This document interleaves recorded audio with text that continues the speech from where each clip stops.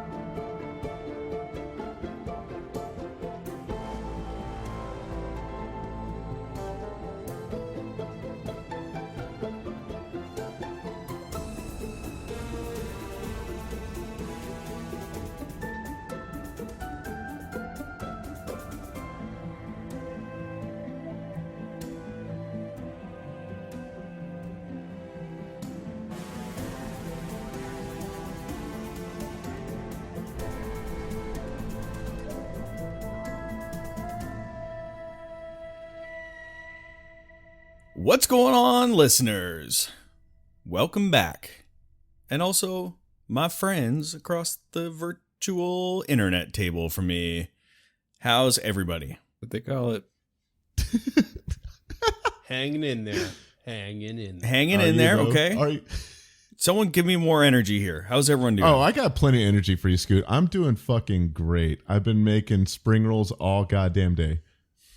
Love it. Dunk, how you doing, buddy? Okay, I'm high energy, but also kind of waning because it was a long day. But, you know, that's just me. You're peaking is what you're saying. Oh, yeah, let's get this going, buddy. Dunk hasn't even begun to peak. James, how you doing, buddy? I'm losing my voice. It's been 2 weeks of sheer meetings, so conversation has been a lot of my day, but I think I'm still ready to inhabit my little shoonie. There you go. You're ready for a great audio performance of more talking. Okay, well, guys and folks. What about me? You already said something. Can I contribute? You already said you're hanging in there, but you want to go again? I'm going to describe the game to you now. I'm on the edge of my seat. If Okay, you hear I'm a done. noise, listen, I fell off. I'm having fun. He's having fun. What's Okay. that? What's that? What was that large thud? Speaking of fun, I was watching a TV show the other day, and I was just like, God damn, this is a great show. It's a show called Severance. Oh, Oh, Severance. fuck yeah, Severance. Has season 2 come out yet? It is 2 episodes deep Yep. at the Oh, time of fuck. this recording. And You're gonna I have to gotta get the say, wife. I started it on Saturday, and I was caught up by Sunday. So It'll that'll do tell you that. what type of weekend I had. Amazing one. Yeah. So anyone else have any cool shit that you've been getting down with lately? I've been watching Twin Peaks. Ooh. I started it a while ago because of where I live now is very Twin Peaksy. Some of like the drives I have to take to work are like super just straight the fuck out of Twin Peaks, like little logging towns that used to be a lot more abundant than they are now, and a whole lot of meth and stuff going around. Hell yeah. And it just happened to kind of coincide with the sad passing away of David Lynch as the time of recording happened last week or the week before last. and which was very sad.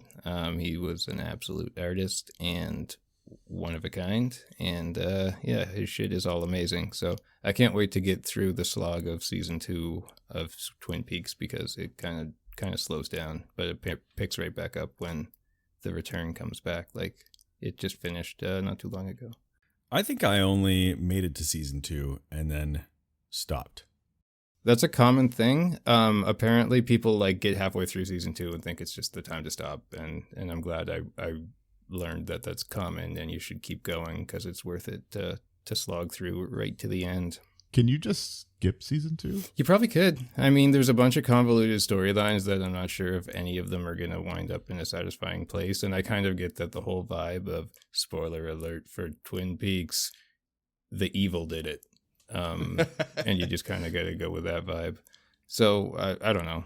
I'll let you know when I'm done. Yeah, let me know. I'll stick it in an episode too. It is something that I've wanted to watch but have never gotten around to. That and The Wire. Somehow I've just never seen either of those two shows. Ooh, I just finished The watching The Wire. Wire again like a month ago. Yeah, I just So I good. it's perpetually on the list, but I'm like there's been so much hype generated about it now that I don't know if it can like live up to that, and so I keep putting it away and just like putting it off instead of like just fucking watching it.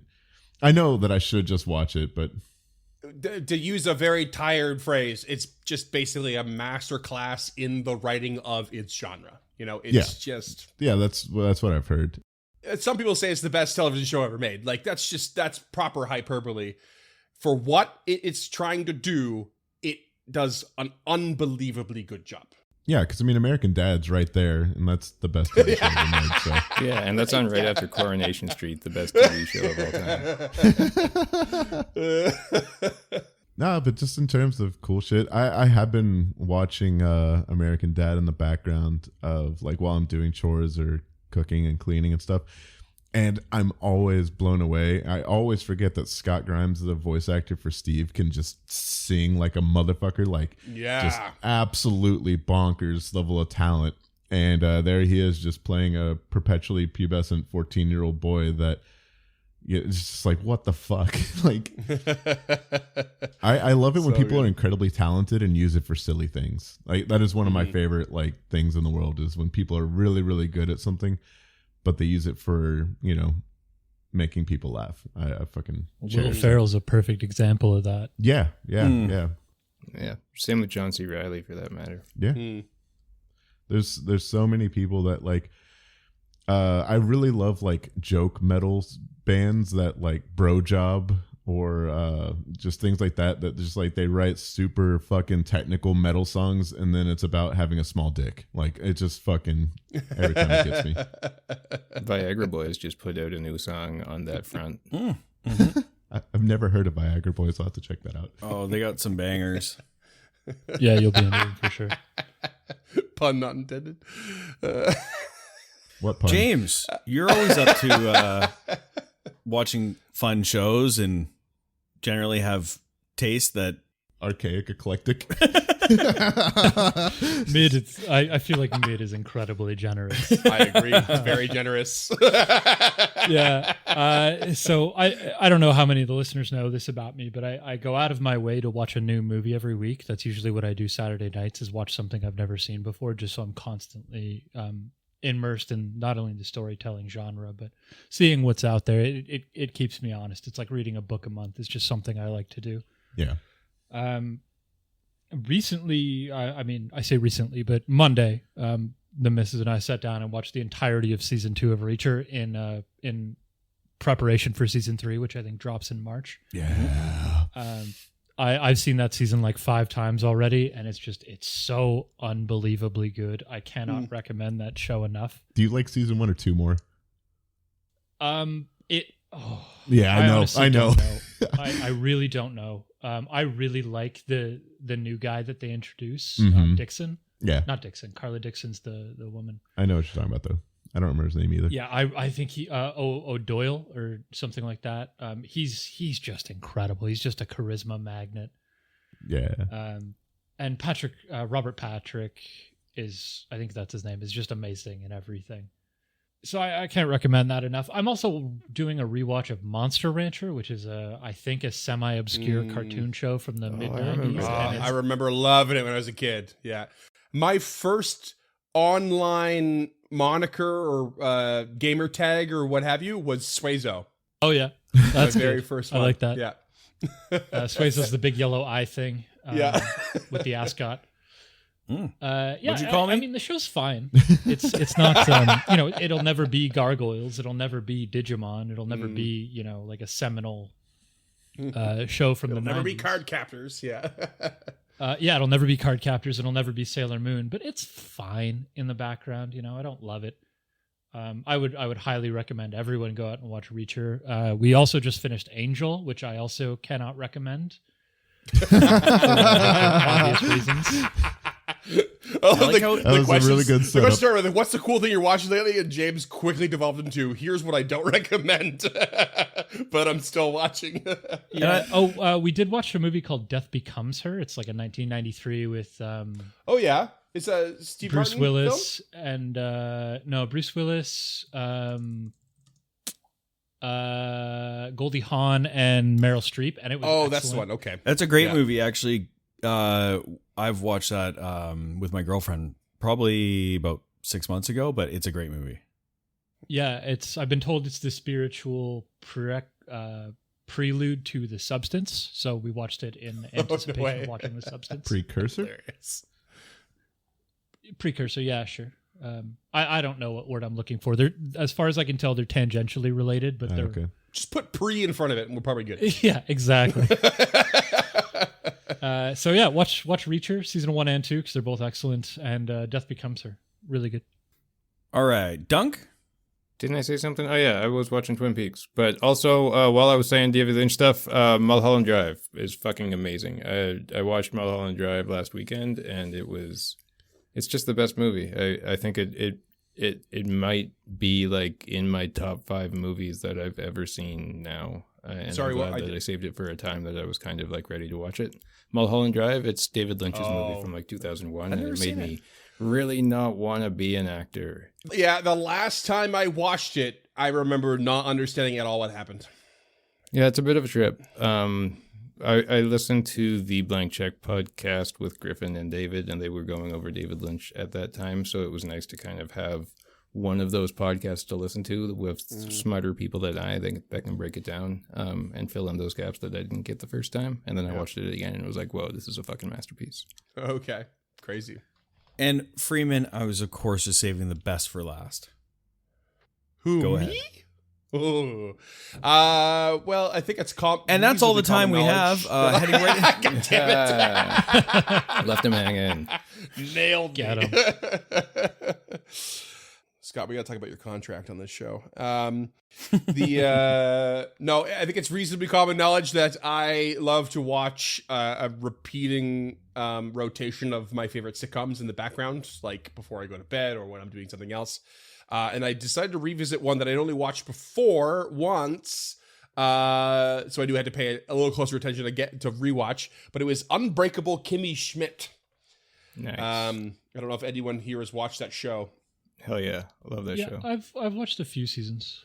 Ridiculously funny for me anyway. And it's a Tina Fey created show. And the second watch with that in mind, like really has impacted me a bit. It's like, it's such a awesome approach to a female oriented and cast and starred show.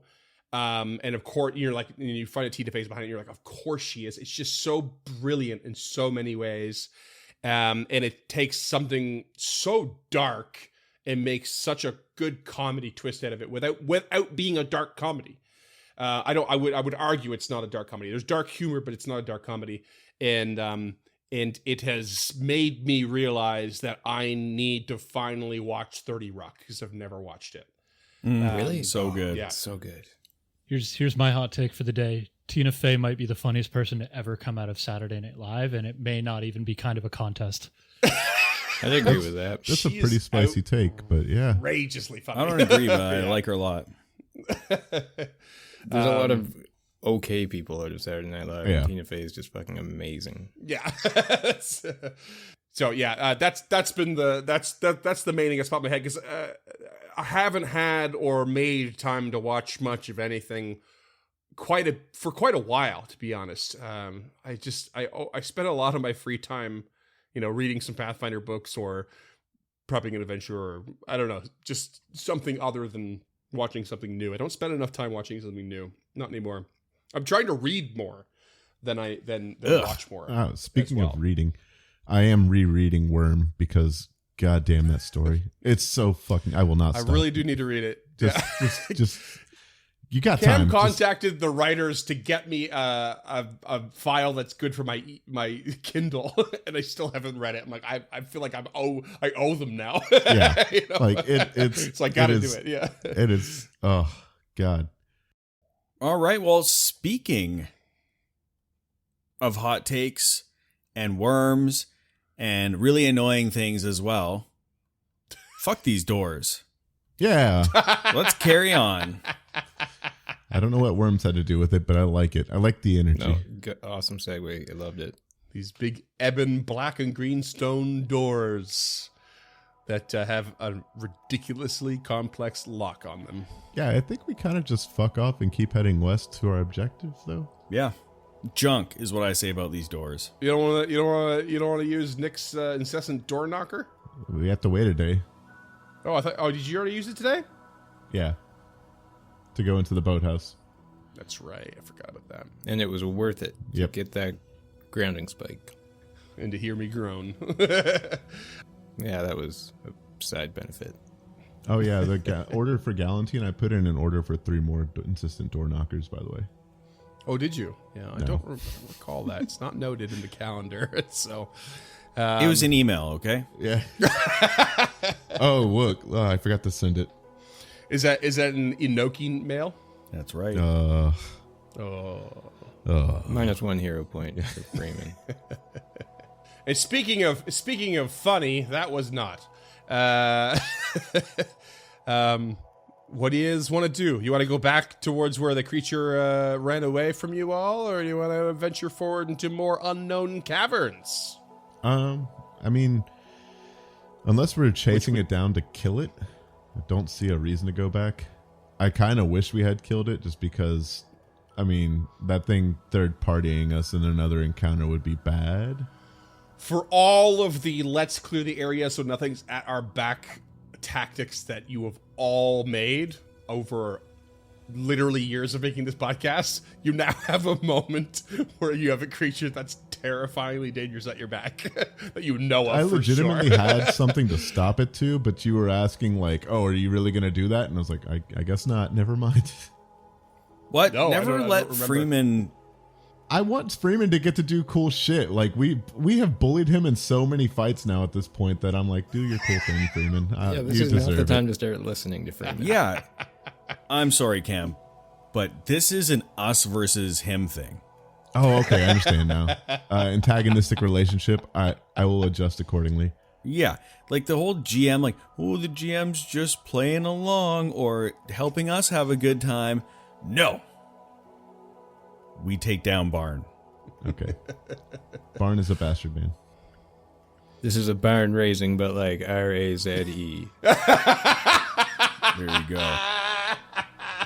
But yeah, enough of this. Let's continue west because I do want to just see. I want to see this lake, and I want to fight whatever's holding on to this thing because Barrel, like, there's not mushrooms on this level. Oh wait, there are. Cool. Never mind. Barrel's fine. Just a reminder too that to the west, which is further into the caverns here, you did notice a big large patch of black on the cavern floor. We did identify that as the remains of a black pudding. Awesome. Esque I didn't remember creature. that. Cool. All right, now, y'all, watch yourselves as we're moving around this here dead sludge on the floor. You don't want to go tiptoeing your way in there. Okay, understood. As they're walking past, Harold just kind of eyes up Barrel's feet and the metal feet. and is just kind of studying them as Beryl is walking past. And you just hear them clink, clink, clinking on the stone. Now, Beryl, I'm just wondering, your feet are a little loud there. What happened to them there feet you got? Oh, when I was a child, a long story short, I climbed on top of the forge's roof to better see the forest, as we had unfortunately been clearing it. And well, I don't know if you know much about thatched roofs, but it turns out when a large hefty dwarf such as myself climbs on top of it, you can fall through. And unfortunately I fell into the foundry, and my legs had to be removed. Thankfully, they were able to craft me these. And the druids, they you can tell they look down on me both figuratively and metaphorically, but I really like them. They have the carvings of the runes of my family, my clan, and my town.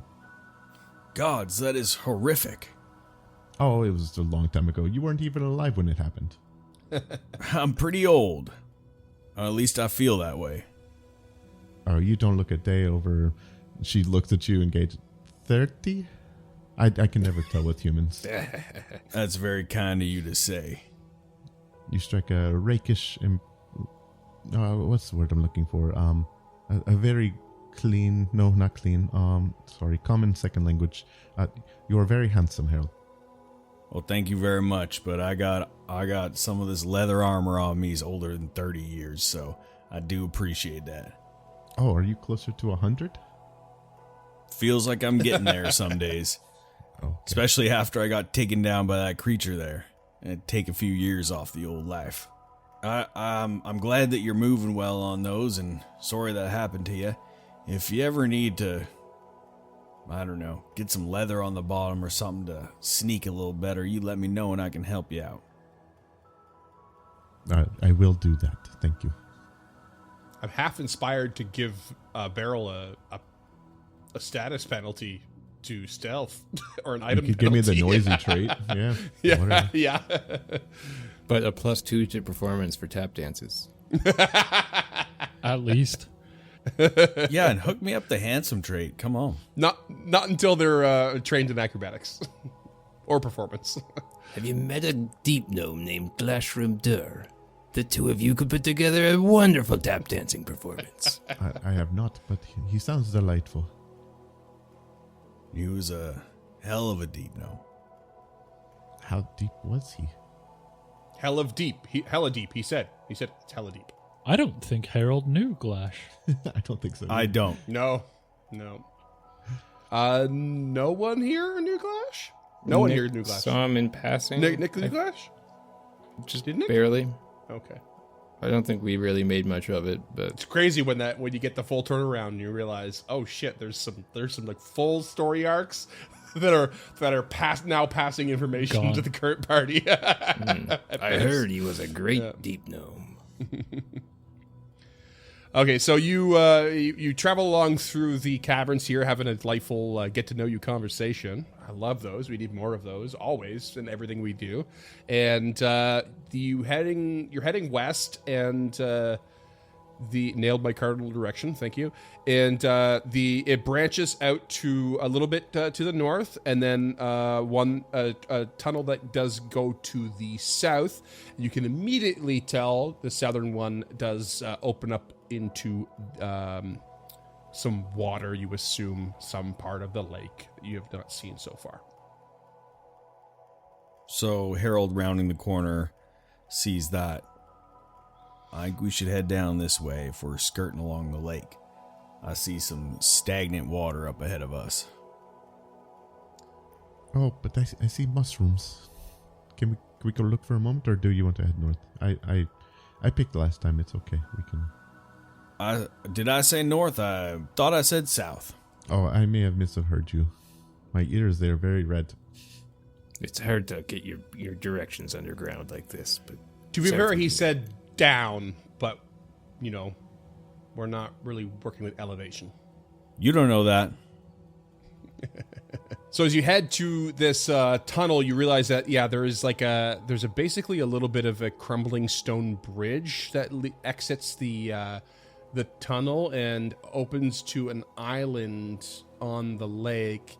But as you enter the tunnel, I'm going to need some fortitude saves because there is an unbelievably horrible stench wafting from the water and island and area. So whoever has breached halfway through that tunnel, roll me a fortitude save. A 4 on the die for a 22. You become sickened 1. Anyone else who barreled forward? 24. Yeah, you are sickened 1 as well. I think I'm about halfway through.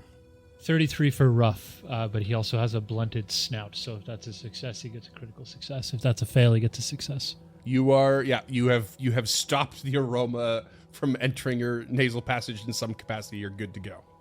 Harold, taking up the rear, sees something waft over his companions at the front. It stinks. It's real bad. Does anyone else smell anything? I'm getting a slight aroma of putrefaction. Oh, Inoki, why? No, we don't do that here. I'm getting whiffs of mushroom and my vomit. And like you can see now that you step through, you can see this island. It is even the bridge itself was like slick with like slime and lichen. And it was kind of delicate, difficult terrain. And the island seems to be kind of like a tended garden of mushrooms. It's dense with slick fungus as well, and the smell is just everywhere. And you sort of see it looks like a well-tended garden, but it's also there's like random pieces of detritus, like scrap metal and like old rotted wood, kind of all piled together in different areas, and like overgrown. Can I do a survival check to try and see what's above us, or try and figure out if there's anything above us? I mean, if you're looking, it's gonna be perception. Perception's way better. My survival's a +1. Yeah, no, survival's more for like looking for tracks. Like if you're just looking up to see if anything's gonna drop on you. He's more trying to figure out if these piles are like somebody's just dumping shit down here. Oh, okay. Yeah, that'll be perception. 19. Yeah, no. I mean, the ceiling is quite tall and it is quite dark in here, but nothing stands out as like a dumping chute above you in the high ceiling. Harold from a distance is seeing his companions react this way and is just going to roll an esoteric lore at a -2 for diverse lore for 31, and that's going to be on the wafting smell. Yeah, it's pretty standard stench for like a compiled like kind of like rotting anything really, like rotting vegetation, rotting biodegradable something. But I guess that does stand out because it looks like a well-tended garden, not exactly smelling fertilizer here. I was going to say, do you think that does it appear to Harold that it's stinky because it's fertilized for some reason? I'm saying no. I'm saying it's not stinky because of fertilization. Yeah. And can Nick give you a perception just for looking around? He's looking straight down because he's about to throw up, just to see what all this shit is, if he can see what it's from. Please. Another 17. No, you're too distracted. Well, it looks like I'm gonna throw up. And Harold just yells into the room, I don't know what's making this, but it just seems like a generic type of stank from all that decaying detritus in this room. So why don't you do a quick search and come on out yonder? I'll watch your back. Anyone else want to roll a perception check real quick from where you're at before you start moving around? Can I try to retch first? Sure. Okie doke. 32. Okay, yeah, you managed to have the old nausea subside for a moment. And a perception, 34. 34. It seems to you, as you kind of clear your sinuses and your head, that the detritus is not really scattered around in a way that, like, when it's dumped and it would kind of, like, fall over and, like, bounce around and spread itself out. It seems a little bit more deliberately lumped in different lumps. There's, like, a larger one and a couple smaller ones, but they are together. Too soon. Too soon lump. Didn't get Just thinking the same thing. I was just going to wait till Freeman was done talking, Scott. Well, I think I found a bit of your friend down here. No, yeah, just, I guess, like, Barrel's not as shy.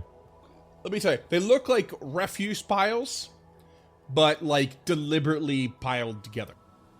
So, like, somebody camps out here every once in a while? Is there a common thread to the piles? Like, is this one metal? Is this one wood? it's a recycling depot. Nope. Transfer stations stank. I believe this is a compost pile. Perhaps we should not disturb it then. And you see Barrel already hands like rummaging through some of the piles. You have to turn them every once in a while, don't forget. But yeah, unless there's anything that looks interesting to Barrel here, like, I'm just ready to go. Like, we don't need to drag this out. At your position, at a distance, nothing looks... Yeah. Okay. There's nothing natural about these piles. Of course, there could be something buried within, but... I just said I ran my hands through it, so... No, you assumed you were at the piles. You're not. You've all held back and... Yeah. That's why I was asking, where are you and what are you doing? And then you were like, I'm making a joke. We do know that the lens ended up on an island or just off of from the tales of Korra. It's technically an island. I suppose it could be here. Barrel, roll me a fortitude. I don't want to. 27. You are sickened again as the smell just overwhelms you. And as you all move in and it just kind of hits you like a ton of bricks all over again. Of course, the reason being is you have yourself an aura on your hands and the piles start to move. Roll for initiative. You roll for initiative. Yeah, you roll for initiative. Also, not all moved. I stayed outside the aura. I know you did, but boy, was that a mistake. Because you're how many feet away with difficult terrain everywhere, and you're a melee character. Shut up. Let's go ahead and get some. Still,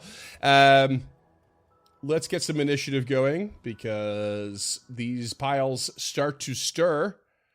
Just gonna stir him right back. Nick's got a 32. 32, not bad. Rough. Also a 32. Oh, who wants to go first? You got anything? I don't know what we're fighting yet, so no. I'll stab it first and we'll find Okay. out. Harold? Would you 20. get in the back? Barrel? 24. Okie dokie. Ba-bam.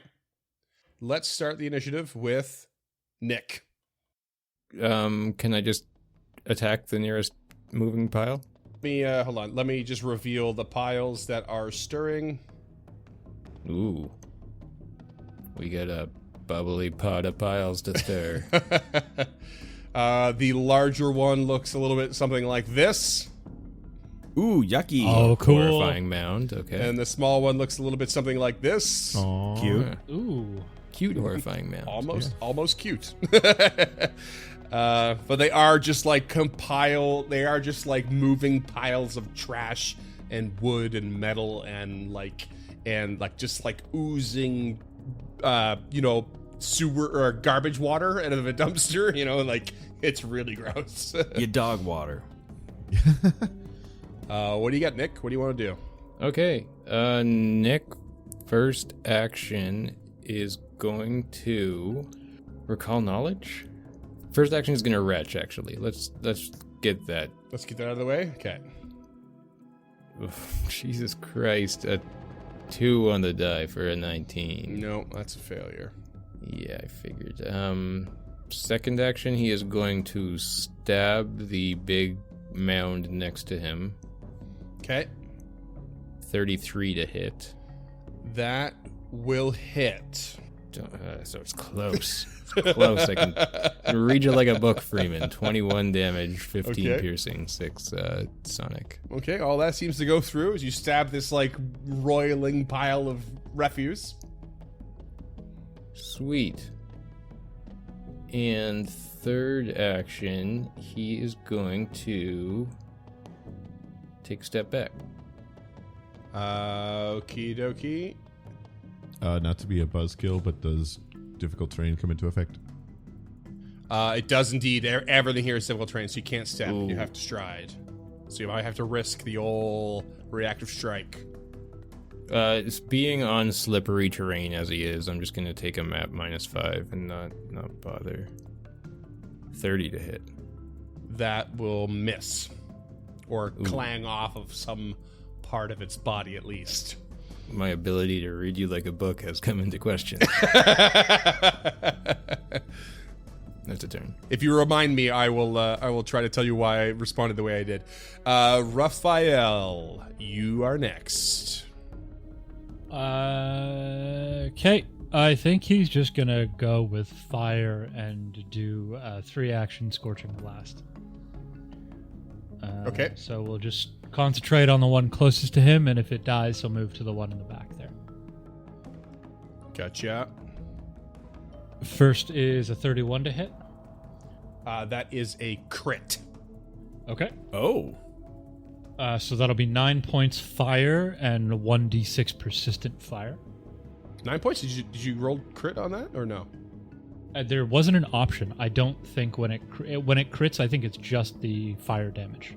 On a critical hit, the target takes 1d6 persistent damage, so you double the 2d8 and then you 1d6, but it won't. You just hit Okay. the double button on Foundry, Freeman. Yeah. Oh, okay. So that'll be 18 fire. 18 fire damage, and I take persistent. 1d6, yep. 1d6. Nice. Okay. Next one's a 32 to hit. 32 is a crit. No. It looks like I should be taking the multiple. Should I be taking the multiple yeah. attack penalty for this? Yeah, Yep. okay. So it'll be 32 minus 5, so Yeah. 28. 28 is not a crit. No, not a crit, but it's a hit. 27, sorry. Okay, that's another 9 fire. Okay, same target, right? Same target, yeah. Okay. 21 to hit. 21 is a hit. Hell yeah, garbage fire. Oh, sorry, I don't want to spoil your fun here, but this is a tricky spell. You cast it, and it doesn't do damage right away. The remainder of your turn, you can blast targets. So you spend 1 action to cast it, and then you can spend up to 2 extra actions to blast it. It's a tricky one. Because the first thing it says, you cast it, and it says you evoke a mass of fire in the air around your outstretched fist. For the remainder of your turn, you blast targets within 30 feet as a single action. Yeah. Because there's more than one spell that does this. I've definitely come across this. Reddit also says it's 2. Yeah. Because the idea is, you just get the whole, you get this spell, and you can like blast it across the room for single actions, or If you can change your had mind. haste, you could make 3 with it. Yes. Yeah. Yeah. Exactly. Okay, so we'll take 9 off, but it still gets the 1d6 persistent, so. Yeah. Oh, yeah. It's still a great use of a level 1 spell. It's ridiculous. That's rough.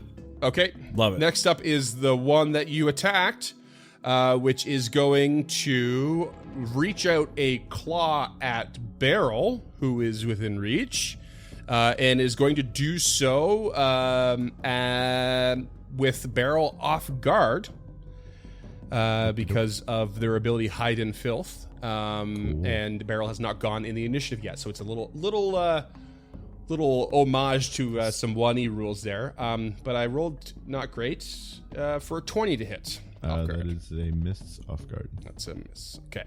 And then let's see here. It's going to. Oh, weird. Hold on a second. It's going to swing a second time and miss. And then part of its weird detritus body is going to lift up in defense of itself and effectively raise a shield. Neat. Yeah, exactly. Nice. Next up, let's take some fire damage. Persistent fire. Yeah, roll a recovery. I failed it. Still on fire as the smell of disgusting, fiery garbage water permeates the air and stings your nostrils. The smaller one to the north is going to move over towards Nick. Let me just see how intelligent it is. It's not super dumb. It's dumb, but it's not super dumb. So we'll say it's stepped carefully, and we'll reach out a claw for a natural 1. Difficult terrain. Can't step. Okay, you're good call. Thank you for that. Let me just check if it's got any abilities for that in its own. So it is Nope. dumb.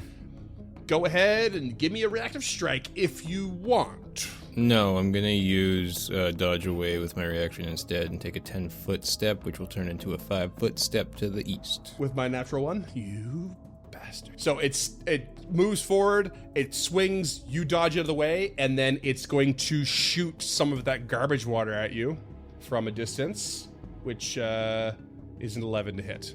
So no dice. And next up is the big beast. Oh boy. Oh boy. Does it have reach? Oh, of course it does. It's going to reach out and swing at, let's see if it's going to be rough or barrel. It's going to be barrel with a big proverbial fist attack. 27 to hit. Miss. Okay, terrible roll on my end. It's going to throw out a second one for a 28 to hit. Meet to beat. Okay, you're going to take 19 bludgeoning, and I need a fortitude save.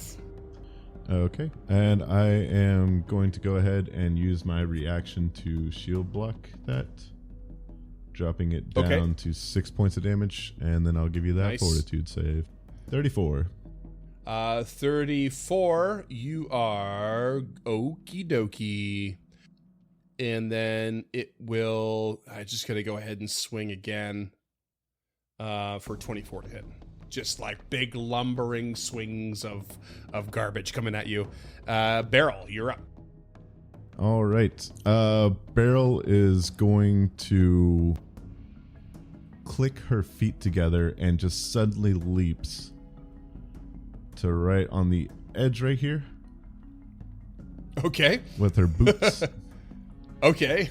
to the far south of the creatures, and then is going to go ahead and cast. Wait, how does your boot do that? Tell the listeners here. Oh, sorry. These are blast foot boots. These prosthetic feet and legs created by dwarven alchemists and spellcasters are engraved with simple but effective evocation symbols on the ball and heel.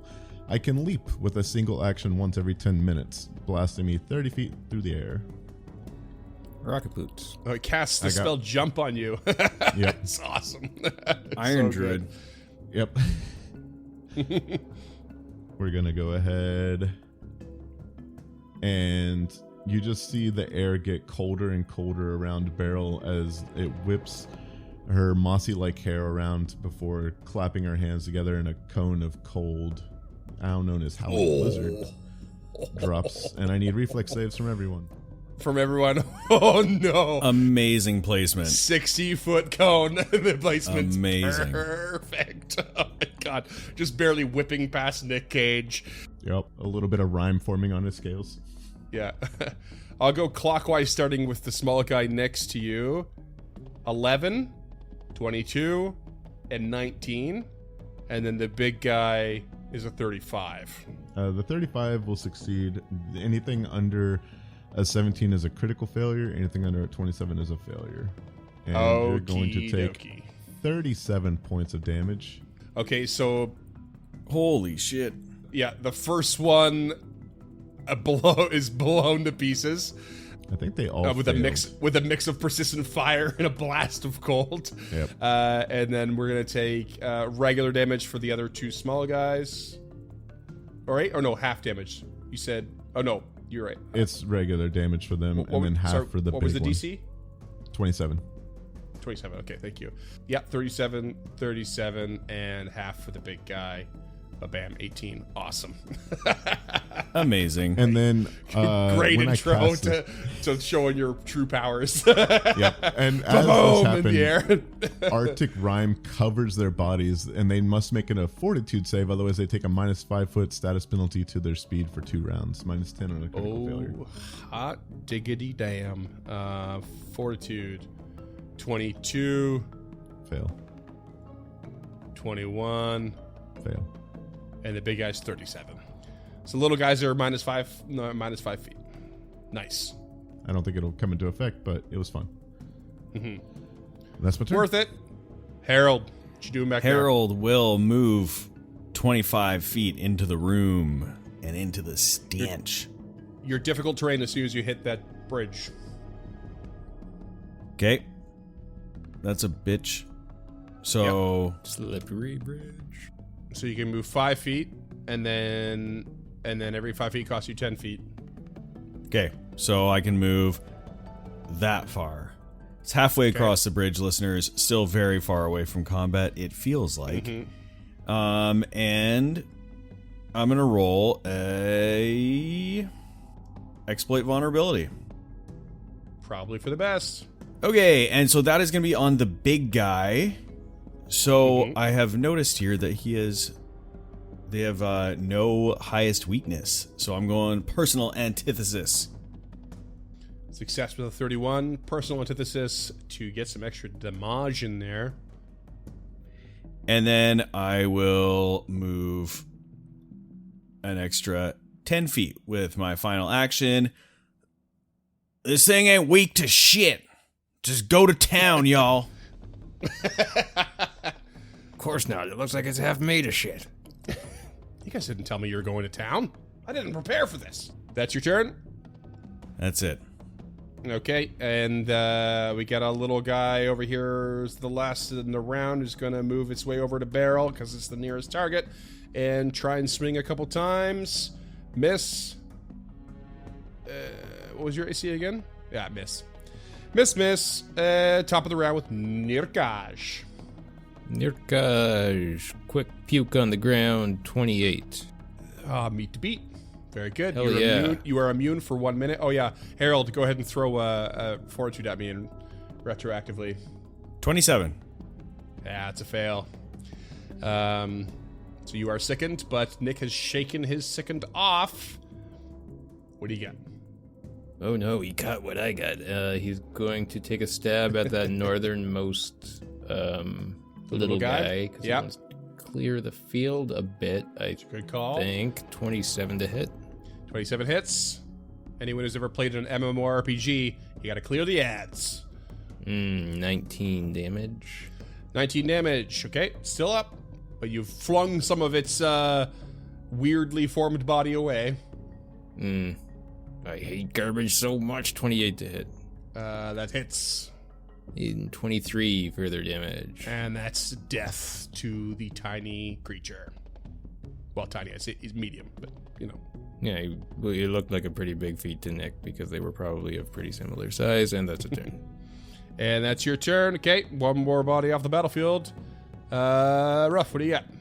Okay, so Ruff is going to free action draw and throw a necromantic bomb aiming for this space here. Free action, draw and throw? Well, first action is throw. Free action with draw from the retrieval belt. Okay, cool. Thank you. Okay, necrotic bomb, and you're trying to land it where? Right between the two, but 10 feet away from Barrel. Okay, just to throw you a bone here, you're not going to get regular damage from the bomb on either of them. You're only going to get splash. You know that, right? You only get the damage of a bomb if you actually impact on a creature. You have to roll the AC against their AC. and anyone Okay. nearby takes a splash, including them taking a splash. But you can't just, get your 2D something or other on 2 things nearby. Got it. Okay, so he'll throw it at the big guy then. Okay. So 25 to hit. That is a miss. Splash damage, though. Still get it. Yeah, which is, I think it's 2. Yeah, 2 negative. 2 negative? Okay. I'll Yeah. take it. It's been a while since we did the old bomb thing, but I still remember it. I remember getting our head around it way back when, and I never forgot Yeah. it. The only time you don't do damage is when you critically miss, is like kind of the thing. Right. And then he'll spend his next 2 actions casting Phase Bolt on the one in front of Beryl. Okay. That's a natural 1 for an 18 to hit. Woo! So, that's rough. No. That's is- rough. That's also his turn. In every sense of the term. Okay. Next up is the big guy, who will, let's see, decide a target. It's gonna be Nick. It's gonna be Nick. Big old detritus fist coming in at you, Nick. My God. 39 to hit. Okay. Yikes. Yeah, okay, yeah, that's a crit no matter what. That's a crit. Okay. That's Well, I was thinking about dodging away, and that would take me to a 29, but that would still be a crit. Beryl, seeing Nick get hit really hard, will use a reaction, and you just see pieces of hide seem to grow across Nick, and you will gain spell effect Hidebound. You gain resistance 5 to physical damage except for adamantine until the beginning of next turn. Your next turn. nice. Thank you. Okay. That's huge. So 5 off of. Let me go ahead and throw that effect onto Nick. Well, And we'll I go ahead also. and- Yeah. You have a Harold. Reaction? Oh, you want a reaction this? Yeah. Oh, shit. Harold also will use his amulet and forcefully pushing it towards the creature as a reaction. Since it is the target of my exploit vulnerability, I will use Amulet's Abeyance, and that will be on Nick. So that is resistance 2 plus my level. So Okay, 11. hold on. Resistance to all damage? Yep. Okay, genuine question. Maybe, Cam, you can quickly help me with this. So, instances of the same resistance do not stack, but does all stack or not stack with a specific? I think that the greater one would still overrule mine. So if a follow-up attack came, mine would still be there. Yeah. But it wouldn't apply for both for this one. Yeah, so whichever one's higher is going to apply. So it's still good to Instead of block the both. crit, because there will probably be a follow-up, and then mine is still helping. If not, whatever, it's a second rank spell. I genuinely don't care. Yeah, let's do it. It was a crit. Because the reason I'm saying is like I could save you the reaction basically by saying like, oh, maybe you saw Beryl suddenly react in the way that you would normally, but got there first, and you're like, oh, maybe I can hold off because these are not going to stack. I think the Amulet's Abeyance is better to use here than my spell if we're going to backtrack anything. Like, Yeah, I want to hand off the chess piece on this though because I think it's a cool moment. yeah. So I think the spell was cast, but I'm going to give Scott the option to like, okay, We haven't worked together, so I think us both doing it at the same time. maybe you both just went in help. on it anyway. Yeah, we This haven't worked fight's not together really that long. life or death, so yeah. And Nick's just happy to get all the attention. Yeah, 2 plus your level, which is how much? 11. 11? Okay.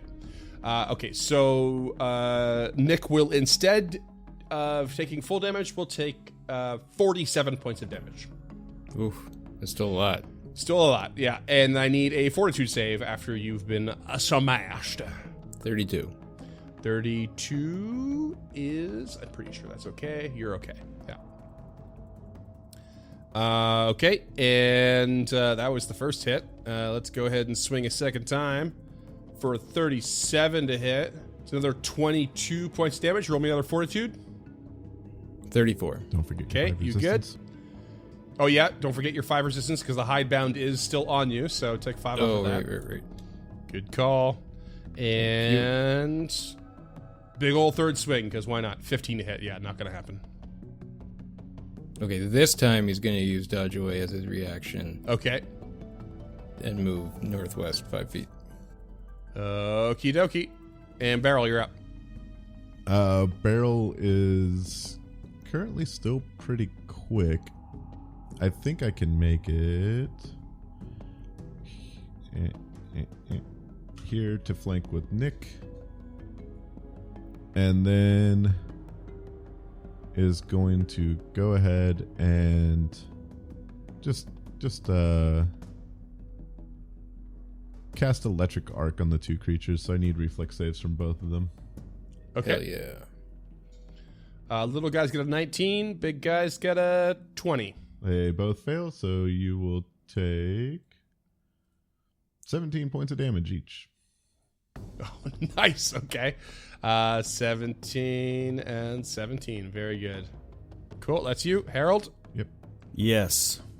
So Harold, first action is going to swap the amulet for the mirror and then use amulet's abeyance, thus creating a second version of himself 15 feet away, so getting to the creature with 1 action instead of 2 move actions, and then is going to strike out at the creature, the large creature, with the cleaver. And the personal antithesis. And that is... Yikes. Sickened. That is a 30 to hit. You missed by 1. This is not the first time Sickened is really bit me Yeah, right it's in the really ass. fucked me. I should have done that. Because now I'm gonna retch because I'm an idiot. So should have retched to start. I know I'm dumb. I just thought I was doing something else. Okay, you've also all mostly failed your retch attempts too over the years. It's a fortitude saving throw, correct? Again, mostly James. It is a fortitude. Yep. 31. Success. That's a kick. That's a kick right where you don't want Hey, it. listeners. Do what I say, not as I do. Don't be dumb. Think about shit. Yeah, you want to demoralize before you attack. You want to retch before you attack. That is moi. That's you. All right. Next up is the little tiny guy. I accidentally removed your warden buff, Scott. Just so you know, I don't know if you can reapply that. But keep in mind. Little larval dude at the bottom is going to, let's see here. Let's choose a target. It's going to be Barrel. It's going to move its way over to come towards Barrel and try and attack. It's going to be 28 to hit. That'll hit. 15 slashing damage as this like weird detritus claw comes out. And it's going to swing a second time, but I do need a fortitude save, please. 30. You good? And it'll attack a second time, and it misses. And that brings us to the top of the round. 3 with Nick again. Okay. Before I do this, I think we've gone over this before, but I want to double check. To throw a Trident of Lightning, the 2-action activate. Okay. Is that 2-action activate after I throw it? No, it's part of the 2-action. So you would need 1 action to draw and then throw with the other. To draw, yeah, and 1 action to activate, or 2 actions to activate. And toss. Yeah. I'd have to move from where I am, too, to not blast Barrel in the fucking mouth. Yeah. Yeah, Okay. I mean, I honestly, though, like, this fight is not life or death. It's just, it's killing time at this point. So Okay. That's just stabby. and you've got someone you got this thing flanked now, which is a good advantage for you. So Yeah. Okay. Well, good to have that in the back of my head. Anyways, so first action, Nick is going to stab the big stupid thing for 36 to hit. that is a hit. Oh yeah. And as it gets stabbed, Barrel will just burp up this bile of like seawater into its back. What? That's a natural 20. Okay, As I cast what have you Brine done? What have you Dragon done? Yeah, I'm like, am I stoked right now? Is she just hurling? Oh yeah, it's a mixture of hurling, but yeah, you sit a glob looks of like she's caustic trying to retch seawater again. that stings the wounds of the creatures, make a ranged attack spell against the triggering creature's AC. On a hit, salt water scours its open wound, dealing 2d6 persistent damage. So you're gonna take 4d6 persistent damage. Awesome. Damn, barrel salty. Barrel salty, baby. Okay. And it was 18 damage from Nick. 18 damage from Nick. Is there a roll damage on there? Yeah. Okay. And double from that. Oh my god, that's great. All right, Nick. What else you got? Oh, I hate this difficult terrain. Fuck you, slippery mushrooms. Mhm. I'm gonna go for an intimidating strike at a map -5. Okay. Fuck, 23. No dice. Well, that's a turn-ish. Barrel did most of my turn. Also, remember, listeners, you want an intimidating strike first. just saying. Yeah. Yeah. First two actions, Ray of Frost against a final little guy. That's a 29 to hit. That hits. 14 points cold. Oh, it did. Final action, Arcane Cascade.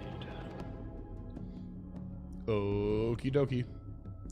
Big guy's turn. I've got 3 targets this time. Okay, who's gonna be? And does this creature look like it's knitting itself back together, Freeman? It does indeed. Although it's in very small increments, so I wasn't really bothering to say it. It does have fast healing too. But yeah, you can see that it's like you're knocking some of its bits and bobs away, but it seems to like gather some extra like tangentially. Oh, so like the trash and is coming back into it's it? like yeah, it's coming back into it, Oh, but it that's looks sick. like these weird little tendrils are grabbing them. It's really weird. Katamari Damacy? Is that the game? Would you say Katamari? Yeah, Katamari Damacy, isn't that the game where you just roll a bunch of garbage Yeah. into a pile and get bigger? I love Katamari. So good. Okay, big ol' fist coming at you, Nick. 34 to hit. That hits. Fortitude, please. As you take 34 points of damage. 34 on the fortitude, and Nick is not looking too hot. In another swing, 23 to hit. We're gonna miss there, and then let's go ahead and swing a third time because this creature's just a big dumb destruction machine. 31 to hit. Sure does. Yeah, it's another 31 points of damage. Nick is down. Oh, hold on. Oh no, Hidebound's gone. Hidebound's gone. Okay. Oh, hold on. I will use my reaction yet again to use Amulet's Abeyance. Can you do that when you have the mirror out? Yeah, you can automatically. It's a free action You swap. can automatically swap as the reaction. Yeah. So that's 11. It's gonna take 11 off of that. You had 16 health. Mm-hmm. Is that going to do it from 31 damage? No. You're still down. Yeah. Still a deficit of 4. Down. Boom. Swing. Boom. This monstrous creature is blasting your fighter. Barrel, what do you do? Oh, let me take some persistent acid. Yeah, first. Harold, when he does that, is just like, no, Nick! And he goes down anyways, flashing that amulet. 16 persistent acid failed the recovery check. We love that. So Beryl, seeing Nick goes down, a brief look of concern flashes over her eyes before she moves further to the north, 10 feet, to maintain a flank with Harold and potentially set up one for Ruff. And then is going to go ahead and, you know what? We're just going to cast Electric Arc again. She's not super confident while sick of being able to hit this thing. So she's just going to make it try to dodge Force electricity. the reflex, yeah. Yep. 20. Oh, That's I a rolled fail. bad on. I rolled a natural 3 both times. This guy. And you're going to take 16 points of damage. 16. Great. It's a good move on your part. Harold. Okay, Harold is going to this time flash the mirror again and go into flanking 15 feet away with himself. You're already flanking with Barrel, just so you know. God damn it. I wasn't listening. Okay. Clearly. There is a map in front of you. There, yeah, you can also see. You know that, right? It's an audio medium. Yeah, come on. I'm planning my moves turns ahead here because I'm slow. Oh, he's playing chess, just moves ahead. Yeah, exactly. Just poorly. Okay.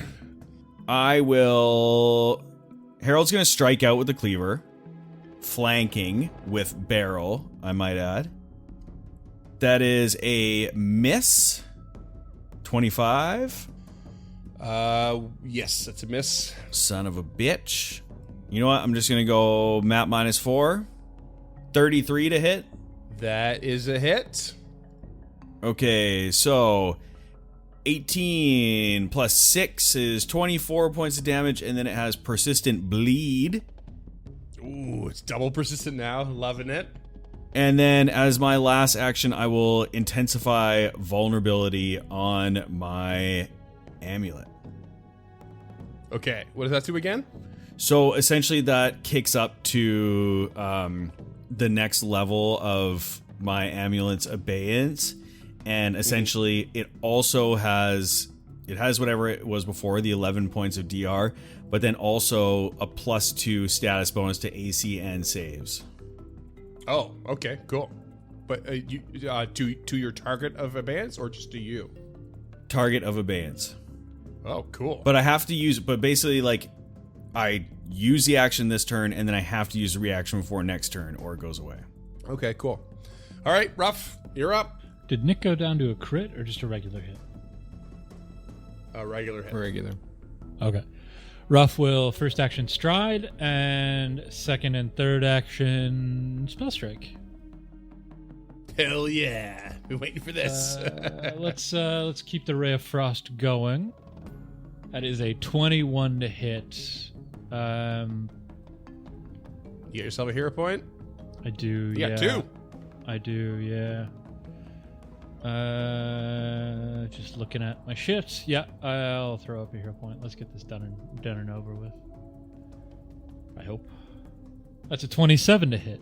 Cool. Oh, no. All right. No. Well, 29's what you need right now. Oh, that's a big one. No luck there. Nirkaj, you're down. I need a sweet recovery check. I almost said death save again. So I think it's the first time I succeeded in stopping myself. That's a 4. And you said it anyways.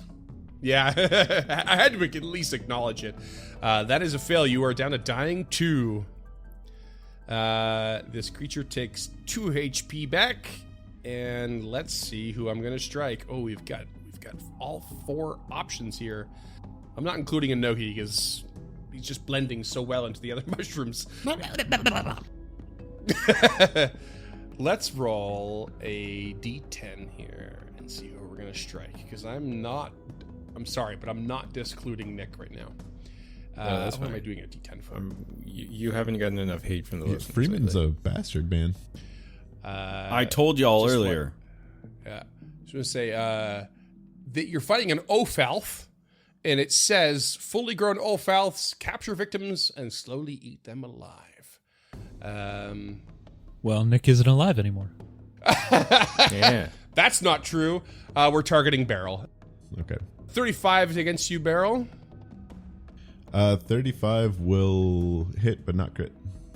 Okay, fortitude, please. As you take. Natural 20. Okay. You're going to take 28 points of damage. And let's go ahead and swing again for a 26 to hit. Meet to beat. No, I'm going to use Amulet's Abeyance, +2 to your AC, Suck it Barn. Nailed it.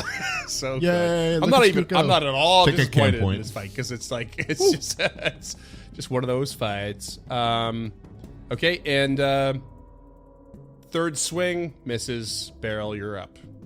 Hold on. Let me go ahead and take 14 acid, 3 bleed, and recover. Nope. Recover. Nope. Yeah. Just a big pile of garbage you got there, Freeman. Yep. Pretty much it. Yeah. I took one person down. This is why it's important to be careful, like disposing of your corrosive materials. They burn away there forever. It could turn into a garbage monster.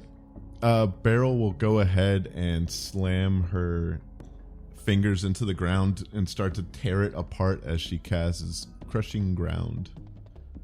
So I need a reflex save. Crushing ground. Okay, reflex save. Fucking, I keep rolling so low on these reflex saves. Like my dice rolls is so bad. 22. That is a failure. You will take 40 points of damage. Oh, describe your kill. Beryl just like super tears the earth open, and just this creature drops down into it, and then she pushes the earth back together, just squishing it, juices going all over the place. So the mushrooms like falling in with Yeah. it, and even some of like the bodies of the larval ophalts just like falling in, and it's a big garbage juice geyser. It's like a garbage juice gusher, Oh, no. just bursting. Having restaurant Oh, flashbacks. not a gusher. Don't say that. And then, Beryl will just walk over and can't fail stabilize Nick. If we're out of Can't fail combat. stabilize. Perfect. Out of combat. Okay. Good call. Sputters comes up stabbing. And I don't want to impede any role play. I think there's going to a ripe opportunity for role play after this combat, but I'm just going to go ahead and expedite. There is nothing of value on this island or in these Ophalth creatures, but I will give everyone a hero point to make up for it. Boo hiss. Also, before we move on, Freeman, why were you contemplating why that thing had a 33 AC? Oh, because basically you meet to beat with a 33 because it was starting as a refuse pile. It had a bonus to its AC, so you just barely overcame the bonus. It would only have until its turn, basically. Yeah. All right, and then Beryl, not taking any chances, will start healing up. Nick, natural 1. So you go back down. That's not to, good. You go Oh, back no. down to dying 1. It goes to dying 1. It's not that big a deal. Okay. I stabilized first. I can't. That's not even technically. No, he'd go to dying too because he's wounded. Oh, right. Okay. Then we'll try that again. I had to make up for the natural 20s that I rolled. He didn't have to, but I appreciate staying even kiltered. Nick just hits the floor with a tiny little thud. Oh, sorry, right in the cloaca. Yeah, hands off my cloaca. And everyone heals for 28 if you need it. I think Nick and I were the only ones that got hit. And you lose the wounded condition, Nick. And then you also heal for 10. Well, that's good enough. Thank you. I took a quick look around while you were tending to the wounds, and it does not appear there is anything but refuse and detritus on this island. So you're saying this garbage island is nothing more than a garbage island? Yes, I completely believe you and I'm ready to go. and apparently a waste of our time and skill, he says as he kind of just boots where the pile used to be, like kicks that piece of dirt. 4 more of them pop up. I am sorry for my curiosity.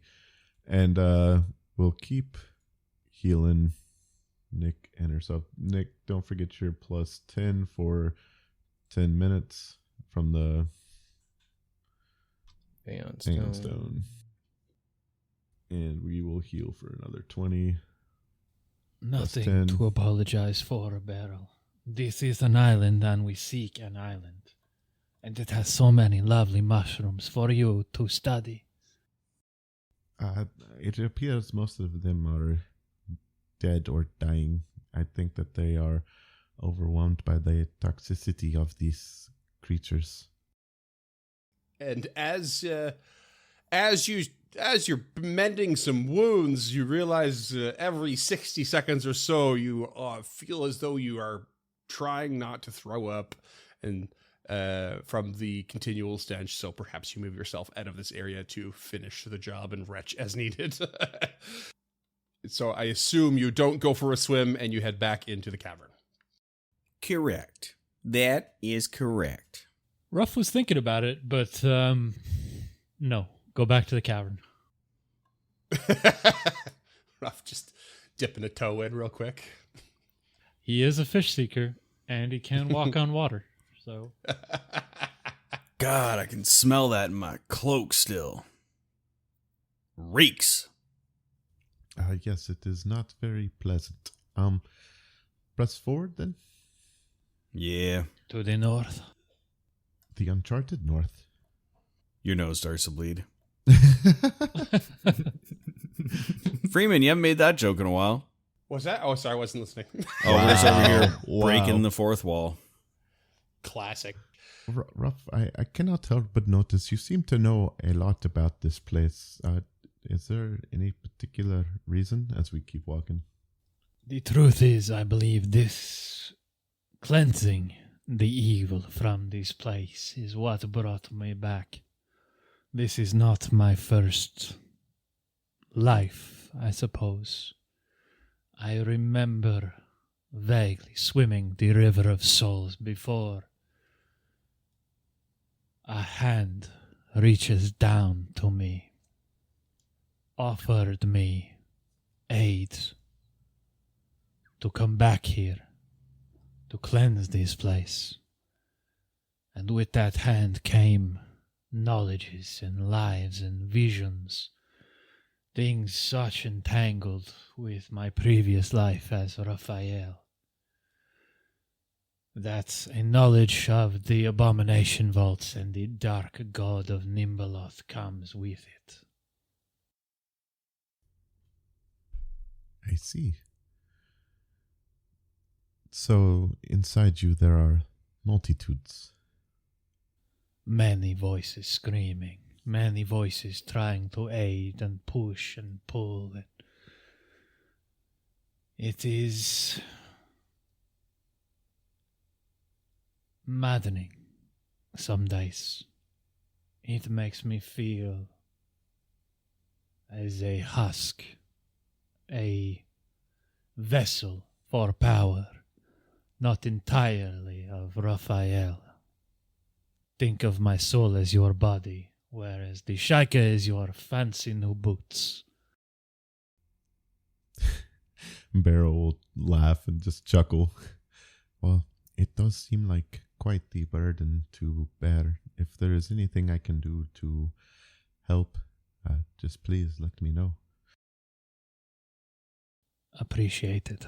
Your companionship, your kindness, your skills, your expertise, these are all valuable and pleasant for me. I enjoy your company. So thank you for undertaking such a dangerous venture, he says as he kind of looks into the abyss of this weird little pit. And I think Harold, as this conversation is going on, is just kind of looking on it with a little bit of sadness in his eyes, because he knew Ruff not to be this way. A little bit more headstrong and Fun. I think you remember probably Yeah. a fun Raphael. Yeah. just a young pup. Yeah. Yeah. This is the Zack Snyder Raphael. Don't sell yourself so short. I just meant the darkest timeline. This is Enzo after he's seen some shit. Yeah. But better at storytelling. It's funny that you mention it, Dunk, because that was exactly some of the inspiration for this character. The one eye, the grizzled older self, like absolutely nailed some of that. It was a combination of Cable and Enzo. Nice, I can see it. So, As you continue on through the caverns, you come across another opening in the along the tunnels, you come into a small cavernous opening, a chamber of sorts, and it kind of reaches down to the south a bit, but dead ends quickly. And the only thing that you can note really is that there is a thick stalagmite that appears to be toppled over inside of a pool of dark ichor. Esoteric lore. 34. That's more than enough. You immediately recognize that this is a dead roper. Something attacked it, bit it, and it has basically fallen over and bled out. So the dark ichor is its blood. But it appears to have been there for a while. Rough. Don't get too close. It's a dead Miss Roper over there. He steps back 5 feet and kind of takes a look at if he can see the bite mark and try and mentally compare it to the Gogateth. Okay. Yeah, okay. Roll me perception or medicine or nature. Got lots of options there, I feel like. 25 perception. It's a high DC, by the way. You can't really tell where the injury was. It's kind of decaying now. Yeah, it's what you're looking for specifically. Can't tell. I wonder if this was another victim of the Gogateth. What I will say is that most of the roper appears to be relatively intact, if decaying. But the body seems to be mostly intact, and we know, or we assume, the Gogateth tears and shreds and consumes, leaving little. Roll a medicine to see if I can determine what wounds did kill it. Sure. Okay. 28. God. Just can't roll very well. It looks like it may have just received a very sudden trauma on its underside and then was left to bleed out. Nick, maybe your wait, does Beryl know about the dragon friend? I don't think so. Does Beryl know about the dragon friend?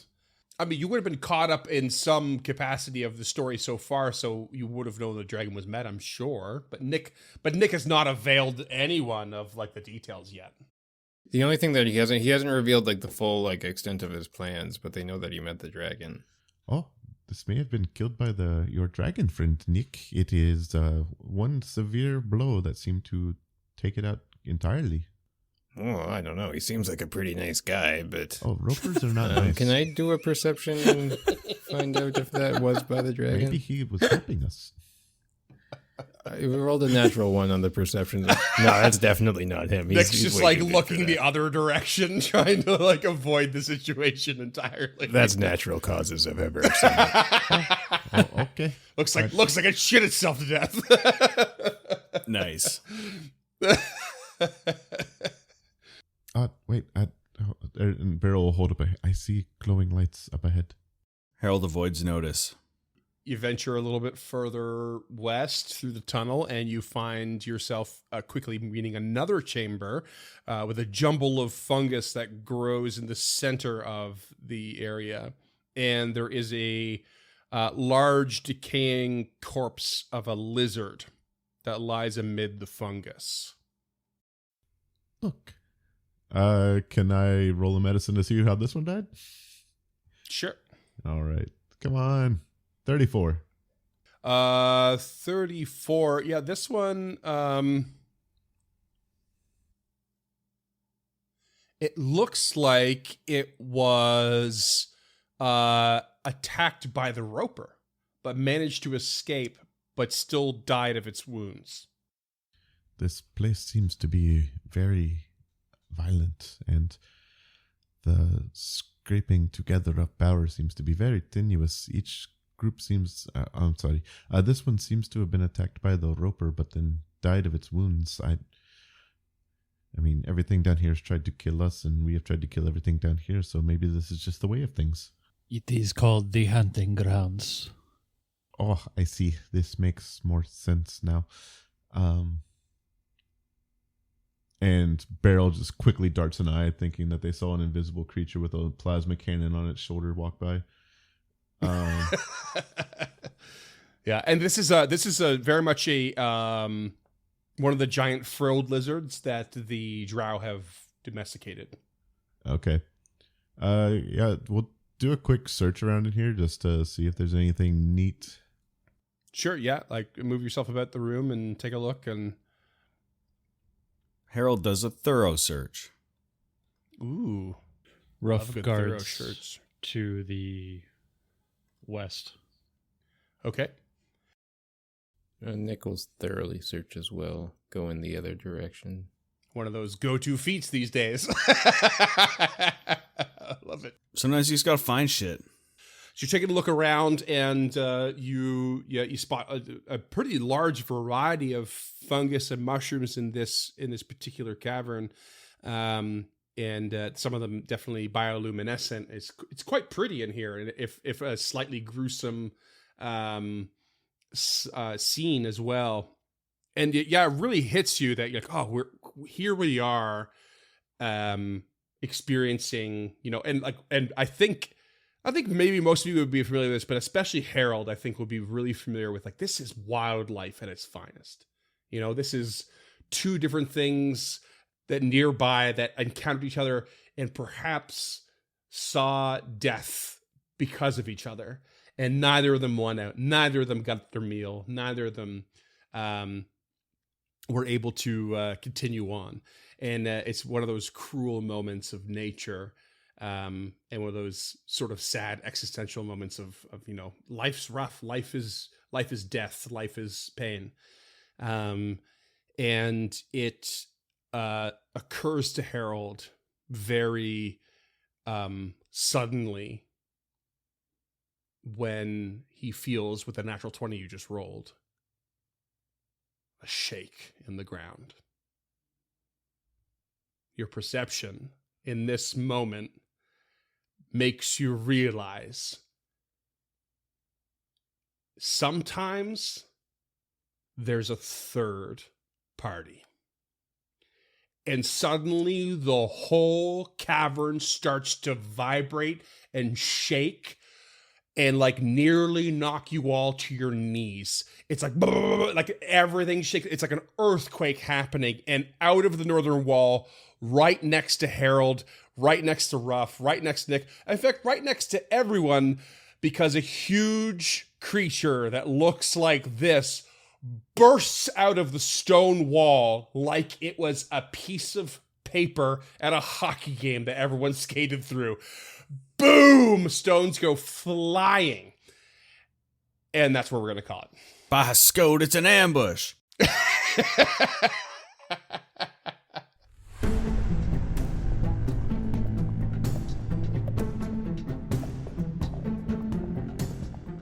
Stemming the Tide is an actual play podcast of the Adventure Path Abomination Vaults and is produced by the Uncharted North Network.